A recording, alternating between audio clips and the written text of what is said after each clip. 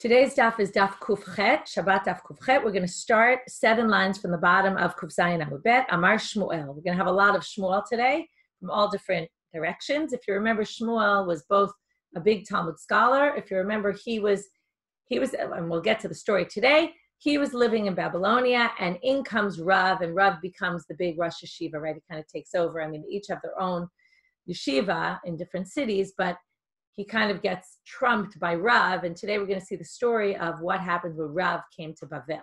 Okay, that's one thing we're going to see with him. Another thing we're going to, if you remember, he was known to be a scientist, right? He knew also about the stars. He was very knowledgeable about all sorts of things, but particularly we're going to have some remedies that Shmuel talks about at the end of today's daf. He was, and even in the middle of the daf where he talks about, he was a health expert, you could say, or, possibly you could call it a doctor.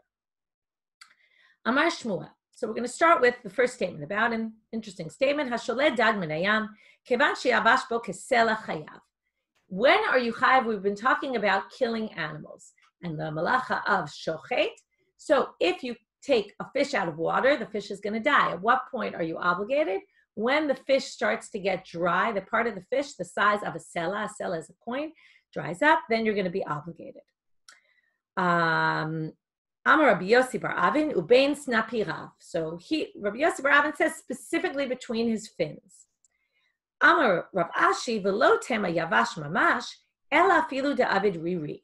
Rav Ashi says he actually doesn't need to totally dry out. As soon as it becomes a little mucusy and sticky like that, then already we're going to say that that's dried out enough that you're chayav for killing it. Amar Mar bar Rav Hamduri Amar Shmuel. Here's a weird one. If you put your hand inside of an animal's body and you pull out a pregnant animal and you pull out the fetus, you're obligated for nitilat neshama, for killing the fetus. Now the question is, we're going to see, first they ask my time. It seems that they're not so clear on, and this is a big debate, whether a fetus is considered live or not. So some people think that what you're obligated for, even though the Gemara is going to explain in a different way a bit, they're still going to say that what you're obligated for is the malacha of shochet, for nitilat neshama, for basically killing this fetus. Some people say no, fetuses, and this is a big debate about abortion, right? Or fetuses considered live beings or not.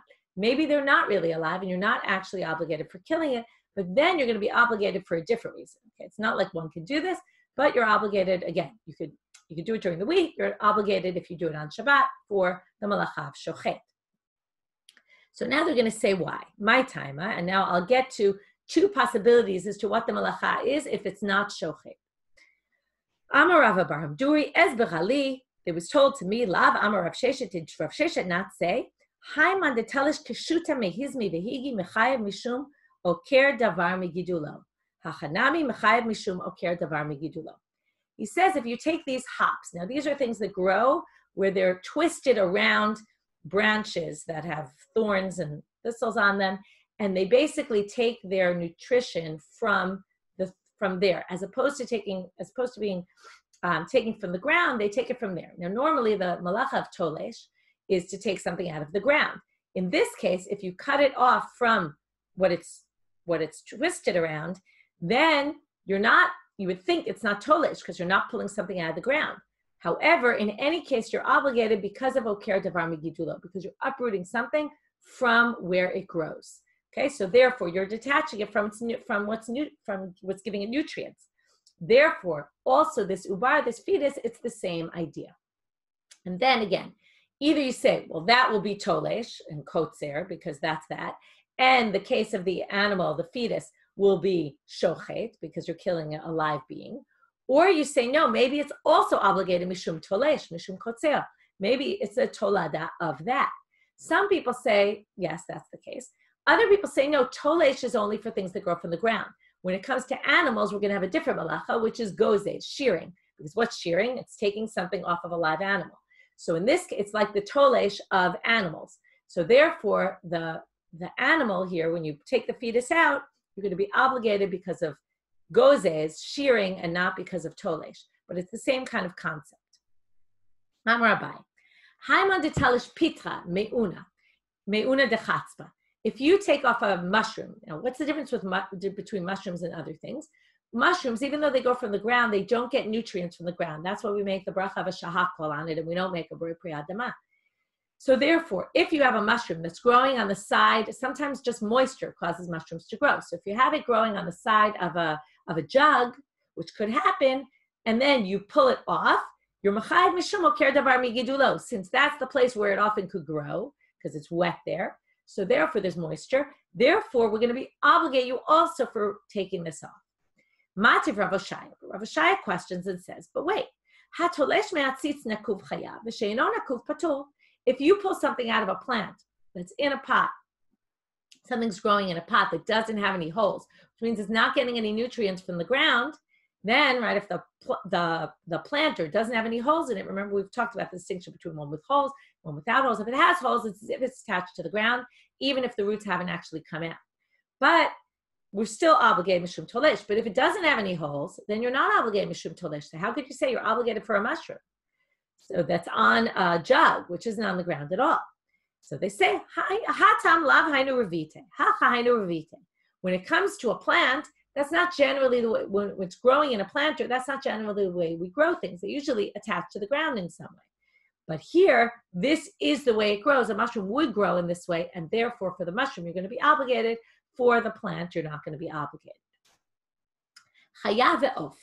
And now we're going back to the Mishnah. If you remember, the last line in the Mishnah said, Chayav ve'of shebirshuto. If you have a bird or an animal that lives with you, Hatzadam patur, you're not obligated for hunting. That's not going to be our issue right now because it belongs to you already. It's already hunted. But achovel bahem, or capturing, v'achovel bahem chayav. But you are obligated for inflicting an injury. Now remember where we started yesterday about the shratzim.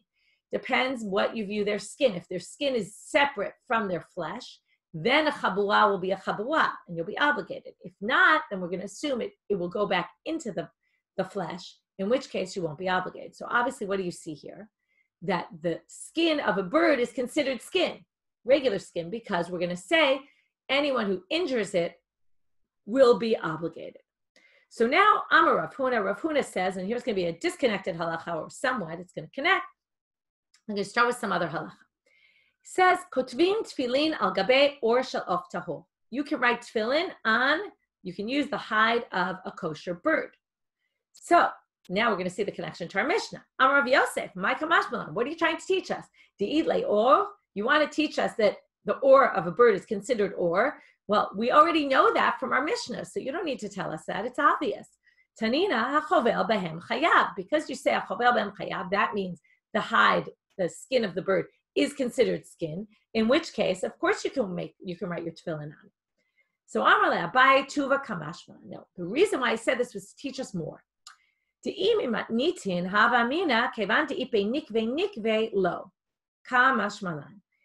had learned it from our Mishnah, what might you have thought? Well, a bird's skin, think about it. The bird has feathers coming out of the skin. So which means that everywhere the feathers are, there's follicles. Those follicles are these little holes.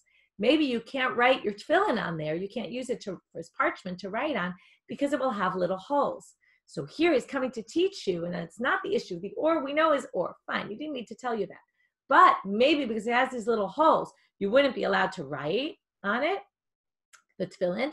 Kamash malan kede amar b'ma'arava kol nekev shadio overet alav eno nekev. He wanted to teach you, like they say in Israel, which is any hole that, if you have a parchment with holes in it, if it's a hole that the ink can go over, and basically when you write with the ink, it'll fill up the hole and you won't notice it anymore, it'll fill it in, that's not considered a hole that's significant, and therefore you can write on it. And that's what he was trying to teach us. But now we're going to have a question, Meitive, and I'm going to stop here for a second and just explain that we're going to have two variations of how the discussion went, just like we had yesterday, where one's going to start off with a question, the other's going to actually start with, this is a proof. Okay, so lots of times you can read things in two ways. So the first version is going to read it in one way, which is the contradiction, and the second version is going to read it first the way that it would support and not contradict. Meitive Rabbi Zera. So Rabbi Zera asked the following question. We're now moving on to what we call the olata of. This is a kind of bird that you bring where the whole bird gets sacrificed. And one of the things you do, it says in the Torah, v'shisa oto b'knafav, lo yavdil. Okay, you cut it with its wings on it. You split it with its wings on it. Lo yav, or shisa oto, I think it's you cut it. I forget what the word, right? It must be you cut it somehow with the wings. Lo yavdil, you don't separate it. I think here it means you don't separate it from the head. Viktiroto kohen al mizbecha ala itzim asher ala esh. Okay, the main thing here is you burn this on the altar. Okay, now the wings are on it. If the wings are on it, then obviously what else is on it? The skin. Now, when it comes to animals, one of the things we do when we bring a korban olah is a burnt offering. It goes, everything gets burnt on the mizbeach, except that before you burn it, one of the things you do is called hafshata. You take off the skin. That's of an animal. With the bird, it seems clear here, you don't take the skin off. Okay, that's what it's saying. You burn it with the skin. So here comes the drasha, biknafav lachshir ta'or. Biknafav is telling you that you leave the skin on, because if you have the wings on, you obviously have the skin on, because you can't take the skin off without taking the wings off. So here he comes and he says, this would go against what we just said. Because isal kadat orhu hechi merabi lekra. If or is really or of a bird, then how could the Torah teach you that you burn it on the altar? It should be just like the animals, where we don't burn it on the altar. So Amarle Abaye, no, that's not a contradiction at all. You could read it like this. Orhu, it is or. And despite that, Rahmana Rabye, the Torah taught you, even though it's or, on the animal, you would normally take it off and you wouldn't burn it. Specifically on the bird, you burn it. Okay, so we thought maybe this means or is not or. No, or is or. It's just there's a specific pasuk that teaches you, despite the fact that it's or, we're still gonna have you burn it on the mizbeach. Igada Amre. Now again, I told you we're gonna read the sugya now in a different way. Amar Rabbi Zera af ana nami tanina. He brings this as a proof for the fact that the or can be used for tefillin, right? Because the or is or of a bird. Biknafav lerabot ta'or. Now, how is this going to prove it? Because we're going to start the way we ended. If we view this as or, that's why, it's a statement. Because we view it as or, we need a specific verse to tell us that we're going to burn it on the altar, because it's or. That's why you need the pasuk. You wouldn't need a pasuk otherwise.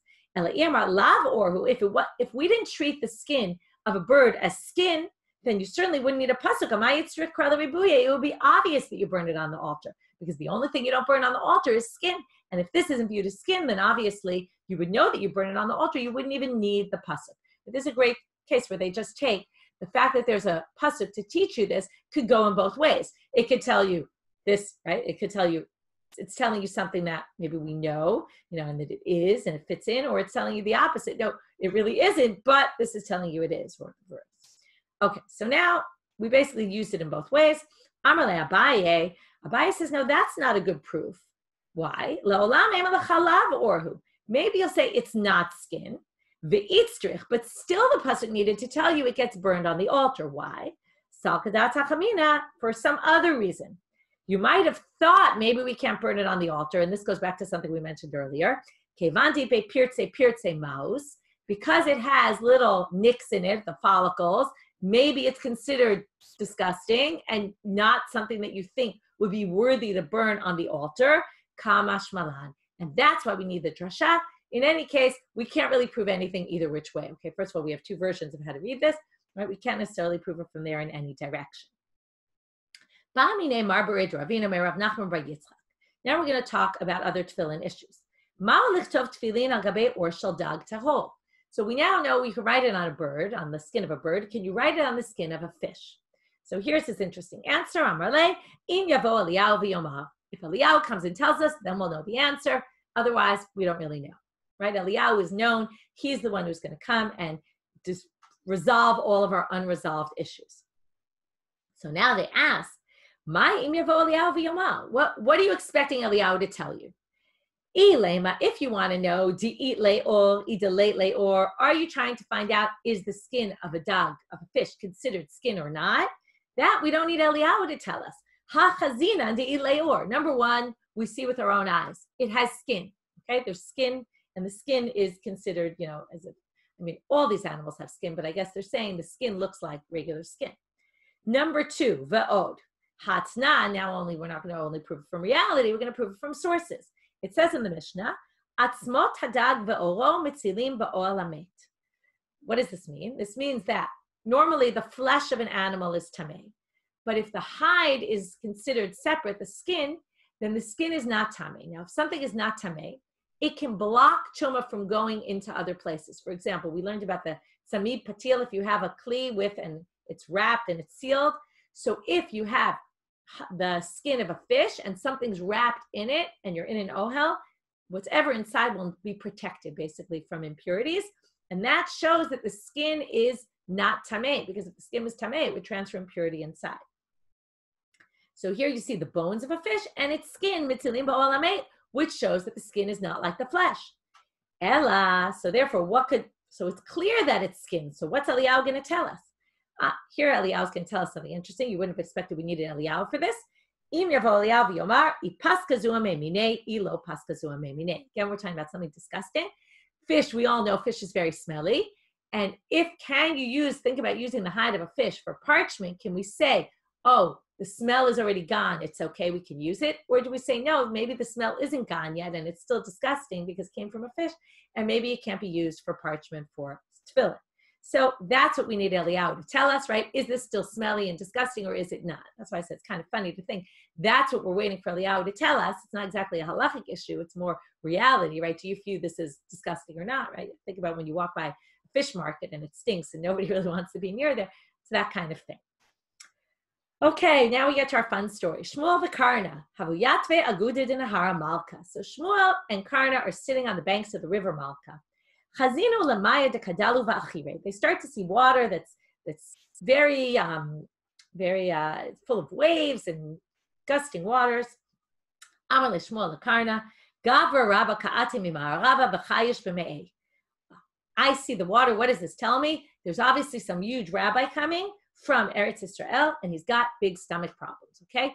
Why does he think that? Some people explain because the assumption is he needed to make while he was on the water, and God must have made this miracle that the water was tossing and turning so that no one would see him, okay? And the water was achulim, the water was dirty, it was clouded so that people couldn't see him. That's one option. Other people say, no, maybe the idea is that he saw that the water was so crazy, it must be that some people say he knew that someone great was coming, and as he had heard, word got to him, they must have sent, right, the big rabbi Rav is coming to Bavel. And this is, by the way, we always make reference to this because we say, Miki ata Rav le Bavel. When Rav came to Bavel, right, from then this, certain things happen. So this is the moment where Rav comes to Bavel. We're at this great moment right now. And you're going to see it's a very interesting story. What the first greeting he gets is. In any case, clearly he came with stomach problems. Shmuel says, maybe it's because the water was so, bumpy that he knew that it was going to cause him stomach problems. And he knew from a letter he had gotten that Rav was on his way. But either which way, we don't know exactly, but somehow he knows. Right? And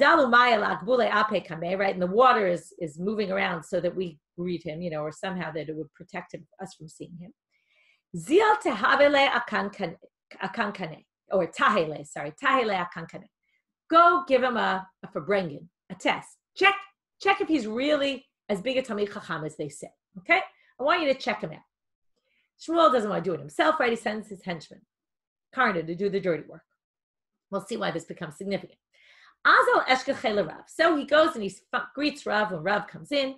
Amrle, the first thing to notice, he's going to basically bombard him with questions, which, if they really knew he was sick with chole me'ayin, they would first offer him a bathroom, right? Think about when you get off a long trip, the first thing you need is a bathroom, especially if you're sick.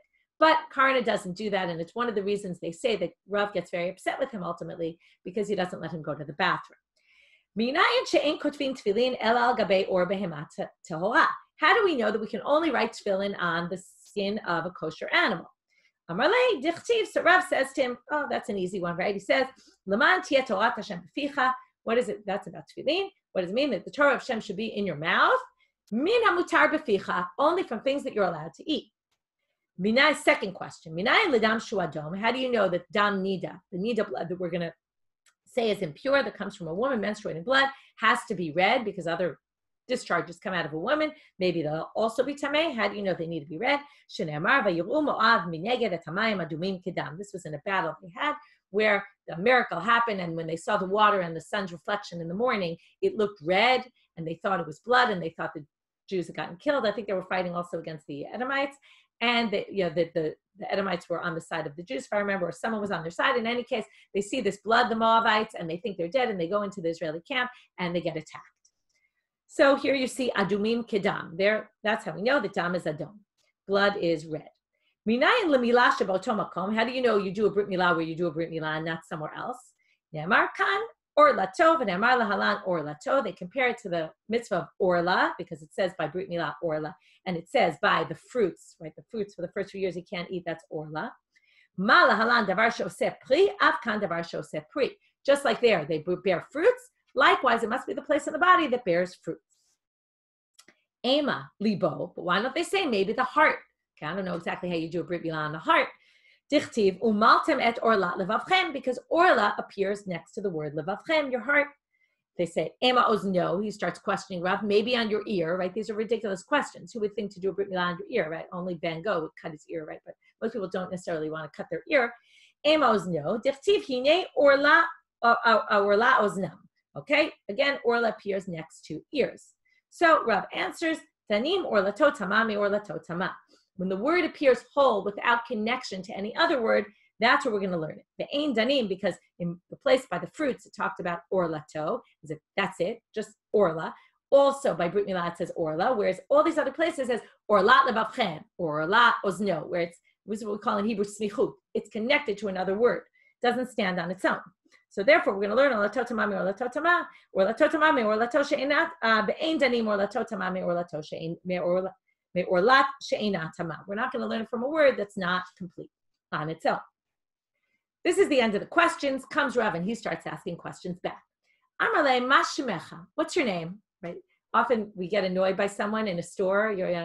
You're on the phone with someone and they're not helping you very well, and you want to go to their superior. And you say, "What's your name?" Right? I want to know your name. I'm going to take this farther. He says, "What's your name?" Karna. He says, "My name is Karna." Now, by the way, it's not clear whether his name is really Karna at this point, and that's why Rav, we're going to see, curses him in the way he curses him, or his name is Karna because of the curse he gets from Rav. Maybe that became his name after this. Amarle Yehe Rava de Tepukle Karna Be'ene. Okay, what's going to happen to you? He curses him. You're going to have a Karen coming out of your eye. Okay, what exactly this means, source of debate, doesn't really matter. The point is he curses him.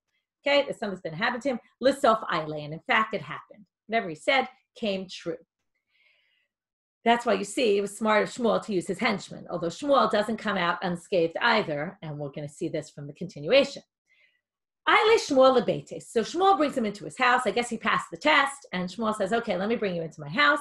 Uchle nama desari, he gives him barley bread, the kasa de harsana, and this type of fish, the salted fish that comes with a little bit of flour. Va'ashke shechra, and he gives him beer. Velo achvele beitakise, and he still doesn't show him to the bathroom. Okay, this becomes this big central theme. But why? He actually has a good reason why. He wants him to have shulshul, to have diarrhea, so that, like an enema, so that he'll be cleaned out. Now that he realizes he's a doctor, he knows what the solution is to his stomach problems. The issue is that he doesn't tell Rav that this is why he's not allowing him to go to the bathroom. And Rav doesn't understand the medicinal value of this. So he thinks that he's torturing him. La'it Rav, so he curses Shmuel. Like I said, he doesn't come out free here. V'amar, and maybe he even gets a worse curse. Man de mitzarin lo likmele b'nei. Okay, whoever cursed me, whoever is torturing me, is not going to have male children. V'chein hava, and Shmuel ends up without male children. If you always remember, we're always talking about the bintei de Shmuel, the daughters of Shmuel. You see a bunch of things, they were taken into captivity, and they also didn't have an easy life. But anyway, he doesn't have sons, and this is because Rav cursed him when Rav came, and he thought that he was mistreating him. The story appears elsewhere, and it seems that Rav tries to rectify it after and tries to treat him with kavod, even though really Shmuel was, less of a Talmid Chacham than Rav was. But in the end, the curse is a curse, and this teaches you about the idea that, right, I see Carolyn's writing this, which is what I was about to say, is that Rav basically is very quick to anger. He gets very upset. I mean, you can imagine this is maybe a good example of when you're sick, you should be careful what you do because he was obviously very uncomfortable, and as a result spouted out all sorts of things he shouldn't have said. And it teaches you have to be careful what you say, because particularly a Talmid Chacham, his curses always come true. And we've seen this many times, even other people's curses. There's the famous curse in Gitim, one of my favorites, about this woman who gets mistreated by the Beit Din, and she curses the head of the Beit Din, and it in fact comes true. They try to have it come true in some other way, and they can't, and he actually dies. And basically, curses are very dangerous, and you should be careful what you curse, because it really will come true, and you should make sure that they're really deserving of a curse before you do it. Here, Rav is a little quick to curse, and therefore, right, Yafes. So Becky's point, you got the Yaakov curses Rachel, and the Mepharshim bring this as exactly, there's your proof, that from Yaakov, when she had the Trafim, and then ended up, right, she died because of it. You have to be very careful what you say, right? Yiftach's daughter, all these kind of cases, and we'll get to Nidarim, all about, watch what you say, Masechtot, all Masechtot that deal with watch your words. Okay, continuing on, great story. Kittanai. Now they're going to say that one of the questions that he was asked is actually a machloket between Tanaim. Minayin lemila sheboto makom ne'amar kan orlato v'ne'amar lahalan orlato malalan davar shoseh pri avkan davar shoseh pri divrei Rabbi Yoshia. That's what we saw already. Rabbi Natan Omer, a different answer. You don't need that drasha. You don't need to go learn it from somewhere else. You can learn it from its own section. Harei Omer, it says in the pasuk, va'arel zachar shelo yimol basar orlato. The male zachar who does not, a male who doesn't do this. So now what did they learn? Obviously, makom shenichkar bein zachut nikevud. It must be a place that only males have and not females, and that's why. Tanu Rabbanan. Now we're going to go back to the tefillin. Kotvin tefillin al gabei or behemat ta'orav, al gabei or chayat ta'orav, al gabei or nevelot u'tchefot shalahem. This is a bit strange. You can write tefillin on a kosher animal, skin of a kosher animal, or the skin of a non-kosher, right, behema or chaya, domesticated, non-domesticated, and on nevelot u'tchefot shalahem. If you have a kosher animal that died on its own or got sick, even though you can't eat them, you're allowed to write tefillin on them. V'nikrachot b'saran v'nitvarot b'gidan, and when you tie up the little parchment, you roll it and you tie it with the se'ar, the hair from a kosher animal, and they're sewn, when you sew the boxes of the tefillin, you sew them with the gidim, the sinews of the kosher animal. And this part is halach l'Moshe Sinai. It's passed down from an old tradition. Aval ein kovin lo agabe or be'emat me'ah, not a non-kosher animal. The lo agabe or chayat me'ah. This is what we saw. It has to be something you can eat. And of course, if they die and if you shechted them, versus either which way, you can't use their gidim or their sarot to sew them. But there's something strange here. What's strange? If it's all masha mutar beficha, there's something here that you can use that's not mutar beficha. We're not allowed to eat a nevela or a treifa. That's something that's not kosher. You have to shecht it. It can't die on its own, or if it's sick beforehand, you can't. So what's going on here? And in fact, this became a debate between a bite to see, which is one of those sects that were against, right, that kind of caused problems for they were sort of these Jewish sects that only believed in Torah B'chtav, usually, and they didn't believe in the oral tradition. So, Zo Sheila Sha'al bite to see Echad Rabbi Yoshua HaGarsi. Minayin she'en kotvin tefillin al or behemat me'ah. How do you know that you don't write tefillin on a behemat me'ah? The bite to see says it's because the man tia Torah Hashem beficha. Mi davar hamutar beficha, only something you're allowed to eat. Alameata, so from here, al gabe or nevelotu trefot al yichtevu. So you shouldn't be allowed to write on a nevelu trefa. Amar le, am sholach hamashal lema davar domain. Gives him an interesting mashal, and it's an interesting way to look at a nevela and trefa. I imagine that you never really thought to look at it in this way. Imagine your animal that's shechted properly and your animal that dies. So it's like two people that get killed by the government. One, the king himself executes. Okay, a guy, maybe it's the executioner. Which one is obviously more, now it's funny, say mishubach, right? It's a greater honor to get killed straight by the king himself. Okay, it's not exactly an honor to get killed, but more than, okay, so what's more mishubach? So therefore, look at this. There's the one that shechted was killed by a person. The one that died on its own or got sick was killed by God. That was the hand of God. Now, it's not true that every nevela is killed by the hand of God. So it's not the perfect analogy, but this is classic and questions from a bite to see, all these arguments they're having. So this is, by the way, similar to Karna trying to question Rav, right? There's these people who try to jab at you with questions. So he says, Elame'ad, so comes the bite to see and says, If you're saying an avela is better than a shchita, well, then obviously, what's the obvious question? Well, then you should eat the nevela and the treifa also. It should be kosher if it's looked at as a better thing. Here he's sticking it in his face because it's all about the Torah shebichtav is what the Baitusim believe in. And he says in the Torah you can't eat it. In other words, this is like we saw with the oath before. It may not be logical, but the Torah says so. So of course we can't eat it. And you're trying to suggest we should eat it? Amarle kalus. So the Baitusi, of course, in our version of the story, the Baitusi agrees and said, you're right. Okay, I'm sure in the Baitusi's version of the story, it didn't end that way. Okay, new Mishnah. Ein osim hilmi b'Shabbat. Since we were talking about the shochet, the animal, the next thing is the mafshit, taking off the skin. And the next part is la'abdo, to do the ibud, the processing. So now we're going to learn the other things that are processing. Okay, we're going to learn, for example, pickling foods. Okay, so pickling foods is a problem on Shabbat because it's ibud. Okay, it's the malacha ma'abed. Ein osim hilmi b'Shabbat. So you can't prepare the substance that you're going to use for this hilmi, this pickling substance. But you can make salt water. For what purpose? In other words, both are salt water, but one is used for pickling and one is used for dipping your bread in. You want to dip it in salt water or putting it in your food. Amar Rabbi Yossi, valo hilmi, what's the difference? Hilmi is salt water. It's the same thing, or brine, right? It's all the same thing. So hilmi is the brine, the salt water is salt water. They're both the same thing. So what's the difference? Whether you make a lot or you make a little, ela hen me melach, right?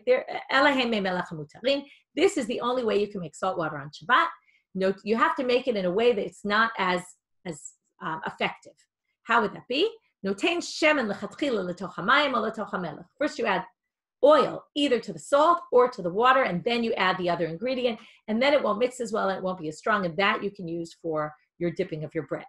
Okay, so there's a debate, Rabbi Yossi and the Tanakh, whether you can make salt water, regular salt water, rather than a brine for pickling. My kamar. So what is Tanakh's opinion, basically? Amar Rabbi Yehuda, Amar Shmuel, Amar Rav Yehuda, Amar Shmuel, Hachi kamar. What he means to say is, Ein osim melech merubin, aval osehu melech moatin. It's all a matter of quantity. Make a large quantity, that must be for brine. If you're making a small quantity just to dip your bread, that's allowed. Amar Rabbi Yossi, Valo hilmi be merubin be moatin. That's just a quote from him from the Mishnah. Ibai the Gemara now asks Rabbi Yossi le'so o lehatil. When he says they're all the same, does he mean? Now we assumed, at least I assumed when I read it, it meant he was more machmir. And he said you can't make mei melach either. But the Gemara is going to suggest that maybe he's more mekel, and he says if it's all the same and you can make mei melach for your bread, then you can also make the brine. So he says, so first we're going to have Amar Rav Yehuda lahatir. He actually says he's more lenient. He says it's all allowed. Where does he get this? It's from what it doesn't say in the Mishnah. Midalo katane Rabbi Yossi oser, because it doesn't say he forbids. Therefore, he must permit. Normally, if Rabbanit says this is how you do it, the next person would say, "Oh, oser doesn't say that, so he must allow." But we're going to see two more opinions that this is not the case, and we're going to see proofs. Amar Rabba hamid katane seifa, because it says at the end there, "Eluhen memelach hamutarin." The only way you could do it is like this. That seems to imply Nichlal to Rabbi Yossi so it sounds like he's forbidden, which is why we thought that he was forbidding in the first place. Ela amar Rabba le'esur, and therefore Rabba says he must be forbidding. He must be more stringent. V'chein amar Rabbi Yochanan also said le'esur. Tanya mihachi, we have a braita to support this reading. Ein osim melach murubin latet letoch hakvashin shebetoch hagistira. You can't put it into the chamutzim, the things you want to pickle, in. Okay, here it's interesting. They would put it in a shard. Remember, we saw the gistra, that you don't bring a gistra for a gistra. The gistra breaks, you're not going to bring another one.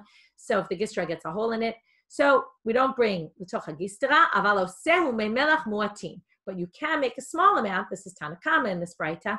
V'ochel behen pitov v'noten l'toch tafshil, and you can use it. Amar Rabbi Yossi, v'chim mipnei shalalu murubim v'alalu muatin halalu asurim v'alalu mutarin. Right? Just because one is more, one is less, we should allow one and permit the other, forbid the other. If that's the case, then they should say, do a lot, a little, or they're going to say, oh, maybe from here you can learn that a melacha that you do a small amount of is going to be allowed. That's not true. Okay, here in the Braita it says, according to Rabbi Yossi, there's our proof, both are forbidden.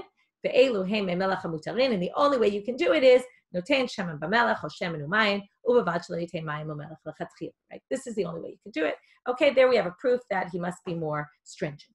Obviously, the first opinion, Rabbi Yehuda, he didn't have that Braita, he didn't see it, so he didn't know. Tani Rabbi Yehuda bar Chaviva. Okay, now we have, I skipped this. Azin snom be'etrog siman. This is the siman for the next three things that we're going to talk about. So Rabbi Yehuda bar Chaviva is going to bring three Braitot. Each of them relate to one or multiple one of these simanim. Ein osim me'melech azim. You can't make very potent salt water. My me'melech azim, or brine, a very strong brine. What is considered this? Rav Yosef bar Abba the Amrei Travayu kol shabetzat safa behen. If there's enough salt in there that the water becomes very dense, you can look this up on YouTube. You can find a video that shows it, or you can try it at home. If you try to put an egg in salt water, if it's enough salt in it, then the water is going to be very dense and the egg is actually going to float. So if you have enough salt in the water that will float, then it's considered azim. And then, right, we're going to say you can't make that on Shabbat.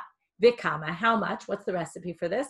Amar bai, trei tilte milcha v'tilte maya. 2/3 salt, 1/3 water. Lemai avdele, what do people use this for? Amar Rabbi Abahu, limoraisa, it's for fish brine. Okay, that's what you use it for. Tani Rabbi Yehuda bar Chaviva, second Braita. Ein mochim tznon ubeitza b'Shabbat. You can't pickle a radish or an egg on Shabbat. Rav Chizkiah mishmei d'Abai amar, tznon asur ubeitza muteret. A radish is forbidden, but an egg is allowed. Am Rav Nachman, miresh hava machana pulga. Rav Nachman says in the beginning, I thought that you could actually pickle radishes. Why? Amina afsude kam afsidanale. I thought that it actually made it worse, not better. Why? Damar Shmuel, pugla chorfe ma'ale. Remember, Shmuel's always giving remedies. Shmuel says it's the harifut, the strength, the sharpness of the radish that makes it so good. And because it's the sharpness, therefore, if you pickle it, you're actually going to remove some of the sharpness, and maybe that's not good. So therefore, I thought it was allowed. But kevan de shamana lahad ki'ata ula, when Ula came from Eretz Israel, he told us, Amar b'ma'arava, he brought things from Israel. He said in Israel, malche kishre kishre. This is all about different people did different things. People would pickle them during the week. We're not talking about on Shabbat. They would pickle them in batches, big batches. Therefore, mimlach lo malchina. So I stopped pickling them on Shabbat because I realized it must be good for the radishes if people are doing this.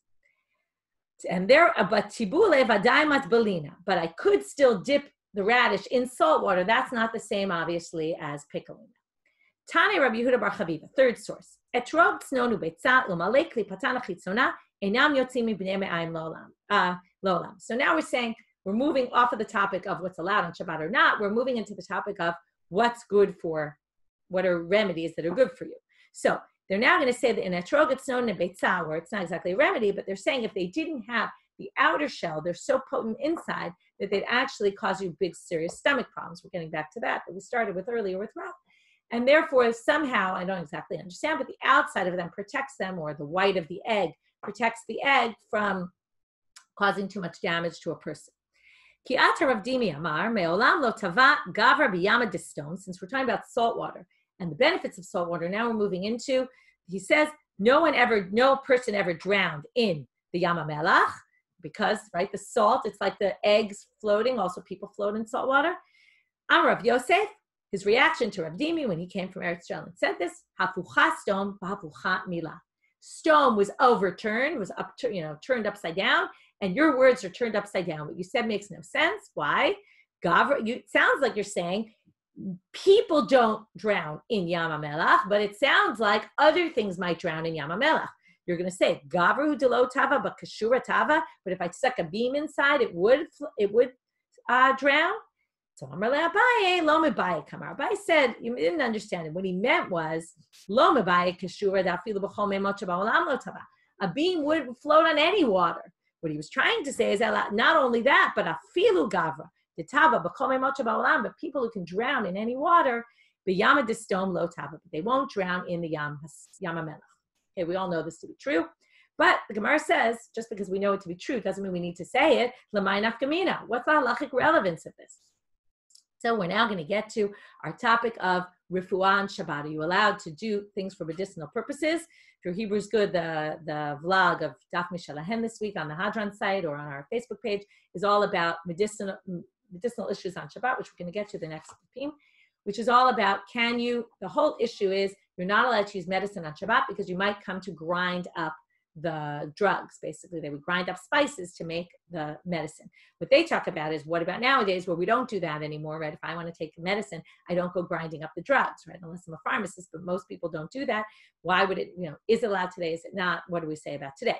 Anyway, I'm talking back in the time of the Gemara, and they want to know things that are for medicinal purposes are problematic. However, if it's not clear that you're using it for medicinal purposes, but let's say it's a drinking potion that is healthy for you, but also, I'll give you the example they gave, chamomile tea. So people use it for stomach issues, but people drink chamomile tea because it's nice to drink chamomile tea.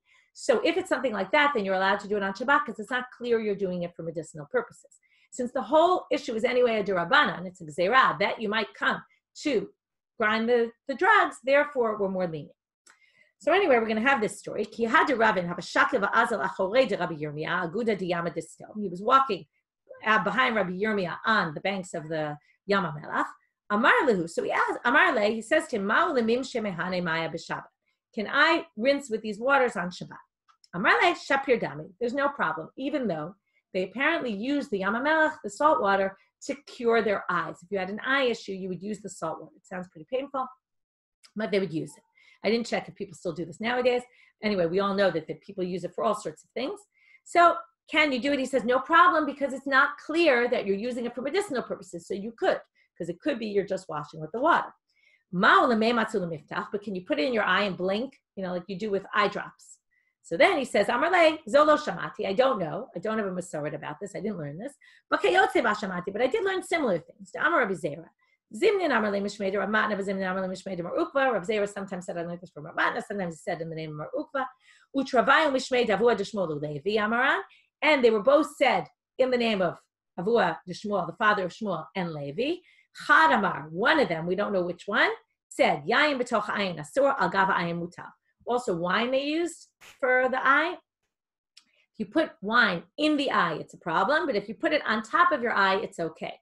Because that's not clear you're doing it for medicinal purposes. Chad Amar, and the other one said, Rok tafel, if you take the first saliva of the morning, afilu al gava ayin asur. You can't even put it on top of your eye because the only reason someone would take saliva and do that would be for medicinal purposes. Now they want to know, so now he's basically telling him the reason why you would want to know about the Yam HaMelach is, right, that someone could float on it is because can it be, right, how much salt is in it and can it be used for medicinal purposes and can one use it on Shabbat to wash it? That's the relevance of Yam HaMelach for our purposes. But now we're going to try to figure out who said what. Did Avua Deshmuel say this one or did Levi, which one said which statement? To stein Avua Deshmuel Huda Amar Yayin b'toch ayin asur al gava ayin mutar. The first one. That on your eye is okay, but not in your eye with the wine. Why? Midamar Shmuel, because Shmuel, his son, said, Shorei Adam pito b'yayin v'notzno al gava ayin b'Shabbat. If you want to cure your eye on Shabbat, what do? Dip your bread, right? You can't dip a bandage in wine because that's a sur mishum. You might come to squeeze it, but you could dip your bread because it's a way of eating. The people would dip their bread. That's allowed, and then you could put it on your eye on Shabbat. So remember, he was a doctor, so he was telling people solutions both for medicine and things that were allowed on Shabbat. Now, obviously, who Shmuel have learned this from? He must have learned it from his father, and therefore his father must have been the one to say that. But the Gemara questions, it says, according to you, Shmuel also said the other statement. Who's he learning that from then? If you're going to say the same logic, well, he must have learned it from his father. Well, then it seems Avua Deshmuel said both, and Levi's not the one who said either of them. And that's not what we know. So therefore, we don't know. He must have learned one from each. We don't know which one. Amar Ukva Amar Shmuel, last part for today. Again, we talked about you can't soak it, so you could soak it from before Shabbat. This is an eye salve that they used. And you can put it on top of your eye on Shabbat. And there's no problem. He saw that Mar Ukva was putting something in his eye and blinking. Shmuel clearly didn't allow what you're doing. He only allowed for you to put it on top of your eye, not in your eye and blinking with it. Shidur mishadran alach delo tema tsar. 1 second. Sorry, I skipped something. Okay. Shalach le Rabbi Yana and the Mar Ukva. So Rabbi Yana sends to Mar Ukva, Lishadon Amar Mehanach Kilorin Demar Shmuel. Can you get me some of that eye salve of Shmuel? So I want it. I want to use it. So here's this interesting answer. Shalach le. So Mar Ukva sends back. Shidurei mishadrin alach. I'm happy to send it to you. Delo tematzar ayin. So you don't think I'm miserly and I don't want to share my things with you. But I'll just tell you. Ela hachi amar Shmuel. Tovat tipat zonen shacharid uchitzat raglayim v'raglayim b'chamin arvit. Okay, we say that better to wash in cold water, shacharit, or what? And that it's better to wash with cold water in the morning and wash in the evening with warm water. Better than any kilorin in the world. Meaning, forget the eye salve. This sounds a lot like Corona. Wash your hands. That's the best way to protect yourself, right? Wash your hands in the morning with cold water. Wash in the afternoon your hands and your feet with warm water, and that will protect you, right? Think about it. Your eyes touch everything, and that's what's causing your eye problem. I'll give you the stuff, but the truth is, this is a better way of doing things. And Tanya Namihachi, there's also bright to support this. Amar Rav Muna Mishum Rabbi Yehuda, Tovati Patzonen Shacharit V'chitzat Yadayim V'raglayim Marvit Mikol Kiluin Shabaolam. Okay, we'll end with that. We'll pick up with more statements of Shmuel about things that are worthy of either doing or not doing tomorrow. Okay, go home with this idea of, wash your hands in the morning, wash your hands in the evening, maybe a bunch of times during the day, and that will hopefully give you good health.